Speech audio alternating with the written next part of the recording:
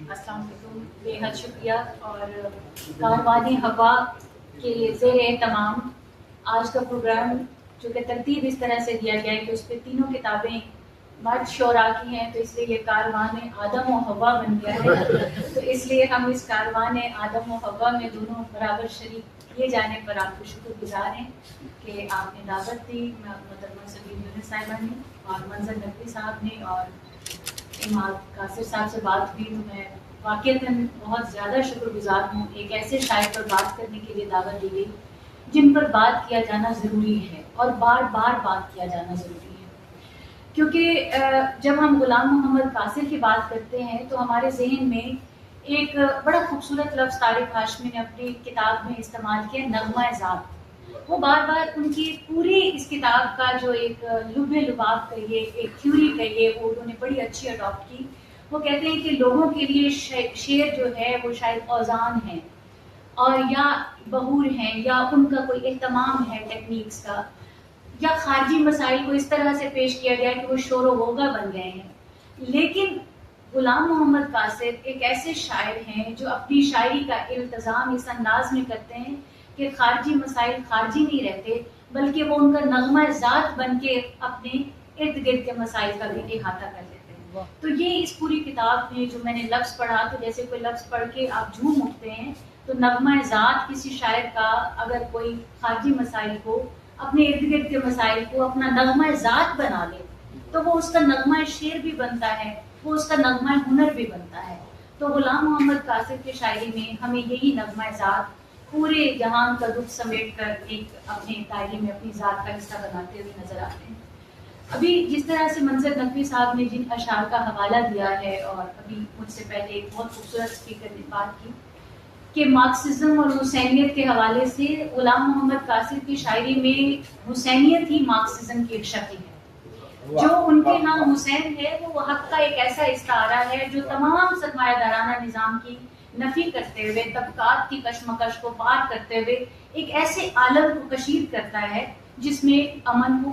جس میں محبت ہو اور جس میں برابری ہو. جب وہ یزید کا حوالہ دیتے ہیں یا سانپوں کی مثال دیتے ہیں، اب اس غزل کی بھی خیر افتخار عارف صاحب بیٹھے ہیں، غزل کی بھی ایک اپنی ہی بات ہے. غزل خود ایک کیسی عجیب صنف ہے، کبھی کبھی چکرا دیتی ہے کہ ایک شعر میں کیسے زہریلے سانپوں کا ذکر ہے اور دوسرے شعر میں نین نشیلوں کا ذکر ہے. تو یوں آدمی کو ایک ایسا یعنی کہ وہ یہ ترفع عطا کرتی ہے اور اتنا تنوع دیتی ہے غزل کہ آپ ایک وقت میں آبادی میں پھیلے ہوئے سانپوں کے زہر کا ذکر کر رہے ہیں اور دوسری طرف آپ ایک محکدے اور نین نشیلے جیسے تراکیب لا کر آپ زندگی کے ساتھ بھی اس کو جوڑ دیتے ہیں. تو زندگی بھی جڑتی ہے، خوبصورتی بھی جڑتی ہے اور زہر بھی ساتھ ہے. تو دراصل یہی زندگی کی تصویر ہے کہ جس میں زہر بھی ہے، جس میں خوبصورتی بھی ہے، جس میں سب کچھ ہے. اور غلام محمد قاصر کی شاعری میں وہ سب کچھ ہے جس کو ہم اپنے گرد و پیش کی خوبصورتیاں بھی اس کے اندر پیش کی گئی ہیں اور اس کی کجیاں بھی اس انداز میں پیش کی گئی ہیں. اچھا، غلام محمد قاصر کی ایک اور بڑی خوبصورتی جو ان کا ہلکا باب ذوق کے تحت لکھنا، یہ بھی ایک بہت بڑی ایک اہم بات ہے ان کے فن کو سمجھنے کے لیے، کیونکہ ہلکا باب ذوق کے شعراء میں اپنا اپنا ایک انداز ہے. لیکن غلام محمد قاصر کے صرف دور کو اگر ہم سمجھیں کہ فنون میں جب تسلسل فنون کے تحت پبلش ہو رہی ہے، احمد ندیم قاسمی کا دور ہے، وہی دور فہمیدہ ریاض کے ابھرنے کا دور ہے، اور اتنی متنوع قسم کی شاعری ہو رہی ہے جس میں علامت بھی آ رہی ہے، جس میں نثری نظم، جدید نظم بھی آ رہی ہے، جس میں تانیثیت کی بھی بہت اونچی آواز میں گونج ہے، اور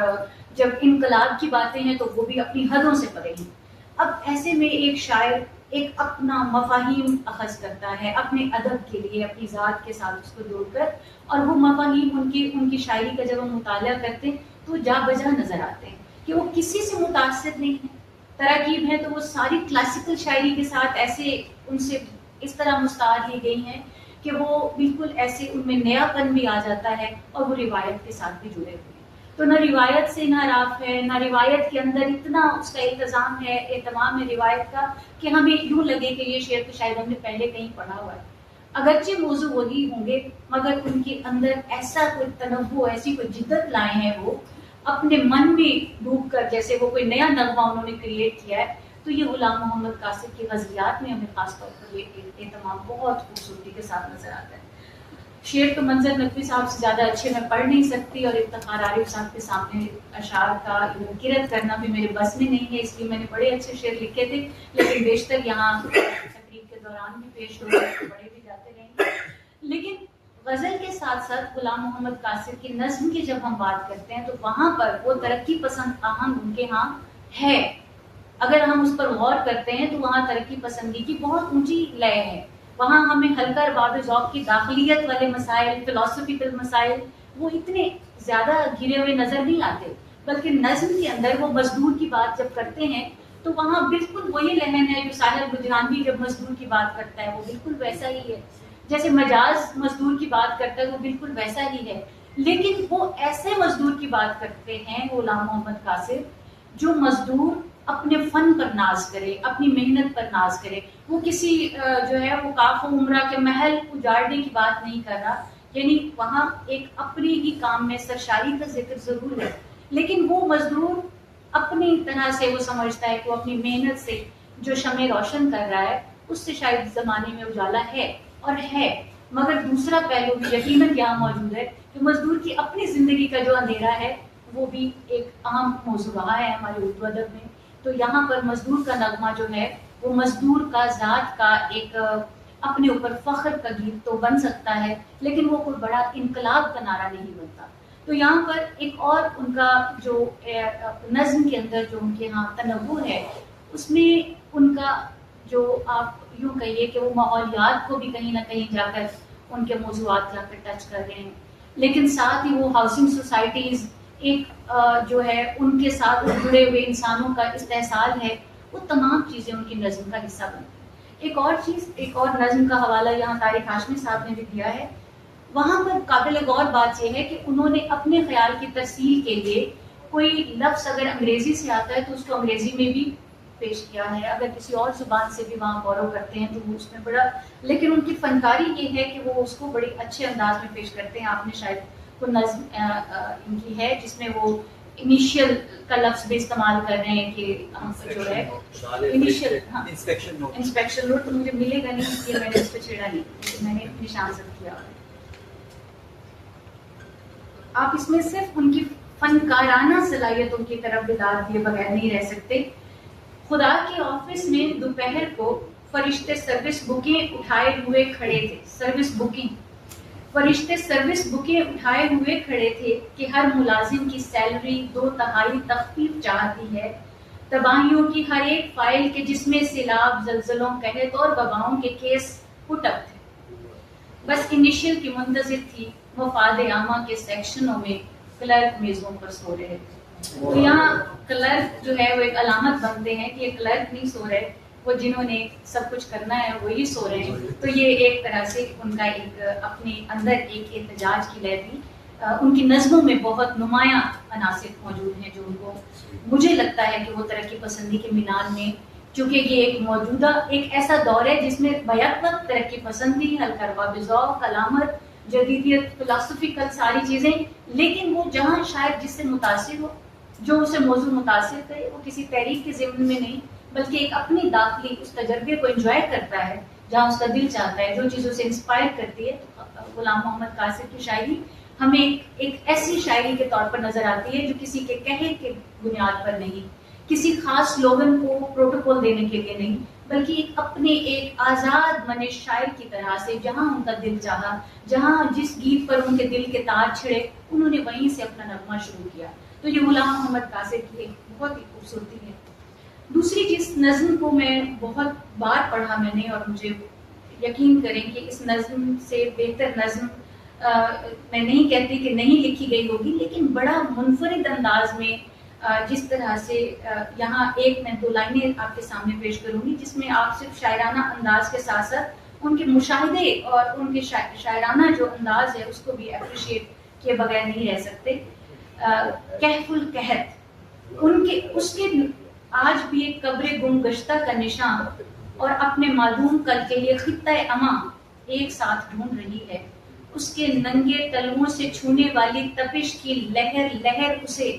اپنے کھلونوں سے محروم بچپن کے ساتھ ساتھ وہ بہاریں بھی یاد دلا جاتی ہے جب کسی اندیکھے جھونکے سے مہک اٹھنے کی خواہش میں اس کے سپنے پس دیوار مرجھا گئے اور اس کے بال چنبیلی کے پھول بنتے گئے اور پھر اس کی کلائیوں میں پہنی ہوئی جھریوں میں تلائی چوڑیوں کے عکس جھلملانے لگے، اور ابھی ایک بے ترتیب ساہوکار اپنے بکھرے ہوئے نوٹوں کو ترتیب دینے کا جانب فریضہ سر انجام دیتے دیتے تھک گیا۔ مائی مریم نے پہلے تو نوٹوں میں مقید ضرورتوں سے ملاقات کی ایک اور کوشش، پھر ایک اور نظر آسمان پر ڈالی جیسے وہاں کوئی رہتا ہو۔ اس کی آنکھوں سے نکلنے کے لیے بےتاب حسرتوں میں سے کچھ تو ان گولیوں کو بھی بھگو گئیں جنہیں اپنے لرزتے ہاتھوں میں لیتے ہی اسے یقین ہو چلا تھا کہ آج رات اسے کوئی درد نہیں ستائے گا اور صبح کو کھانسی کا دورہ بھی نہیں پڑے گا، مگر کہاں، بیماریاں بھی آج کل اپنے مزاج میں بہت بے نیاز ہو گئی ہیں۔ تو یہ نظم آپ دیکھیے کہ ایسے درد کو سلانے والی گولیاں جس کی بھی قیمت ادا کرنے کے لیے اس کے طلبے ایک لہر سے لہر در لہر، اگر کبھی آپ کو، شاید مجھے تو بچپن میں تجربہ ہوا ہے کہ بھاگتے ہوئے دھوپ میں چلے جائیں تو ایک دم پاؤں نہیں جلتے، ایک لہر پھر دوسری لہر اور پھر ایک زناٹے دار لہر ہوتی ہے۔ تو یہ ایک طرح سے شاعر کا جو مشاہدہ ہے اس کو بھی آپ ملاحظہ کرتے ہیں۔ پھر ان کے ہاں جو ڈرامہ لکھنے کی ٹیکنیک ہے، ان کی ڈرامائیت ان کی نظموں کو ایسا مکالمہ عطا کرتی ہے کہ آپ کو نظم پڑھتے ہوئے ایسا احساس ہوتا ہے آپ کچھ کرداروں سے ملاقات کر رہے ہیں، ان ملاقاتوں میں ان کے مکالمے سن رہے ہیں۔ تو غلام محمد قاصر کی شاعری اس پر صرف ایک پہلو پر بات نہیں، کئی پہلوؤں پر بات ہو سکتی ہے اور بہت تفصیل سے ہو سکتی ہے۔ ان کا کوئی یاد جب میرے پاس آیا تو مجھے پہلے لگا اس موضوع پر بات ہونی چاہیے، پھر دوسرے پر، پھر تیسرے پر، تو میں نے پھر ایسے ہی چیدہ چیدہ خیالات کا اظہار کیا، لیکن کئی جہات ہیں اس کلیات میں سے جو آپ کے سامنے آتی ہیں، اور ایک لٹریچر کے طالب علم کے طور پر یہ ضروری ہے کہ ہم ان جہات کو کسی تحریک کے زیر اثر نہیں، ایک انفرادی شاعر کے آزادانہ جو اظہار خیال ہے اور اس کا انفرادی جو انداز ہے شاعری کا، اس کو ایکسپلور کریں، بجائے یہ کہ ہم اس کو ٹیگ کریں کہ یہ ترقی پسند ہے، وہ محدود کرنے والی بات۔ وہ صرف ہلکے کا شاعر بھی نہیں ہے کہ یہ بھی محدود کرتا ہے۔ تو غلام محمد قاصر کی شاعری لامحدود ہے، ایک انسانی جذبوں، انسانی وقار کی باتیں، اپنے انداز کی باتیں، کہیں ترقی پسند لے میں، کہیں جذباتیت کی لے میں، کہیں خوبصورت غزل کے گیتوں کی طرح، جھنجھناتے ہوئے گیتوں کی طرح، تو اس کو کسی ایک نظریے میں مقید کر کے ان کے فکر کو پابند نہیں کیا جا سکتا۔ اس لیے میں سمجھتی ہوں کہ غلام محمد قاصر پر جب بھی کام کیا جائے تو اور میں بہت اپریشیٹ کرتی ہوں اپنے بہت عزیز colleague professor doctor Tariq Hashmi صاحب کو، انہوں نے بہت سارے گوشے تلاش کیے، کتاب میں نے بڑے غور سے پڑھی، اور جو لطیفے کی بات ہو رہی تھی کہ ایٹ دا ریٹ آف، تو میں نے ان کی قابلیت کا مجھے اس قدر یقین ہے کہ جب میں نے پڑھا اس لائن کو کہ ایٹ دا ریٹ آف کچھ لکھا ہوا ہے غلطی سے، میں نے سمجھا یہ بھی کوئی اچھی بات ہوگی، تو مجھے نہیں پتا، تو میں جب ملیں گے تو ان سے پوچھ لوں گی۔ تو بہت شکریہ آپ کا۔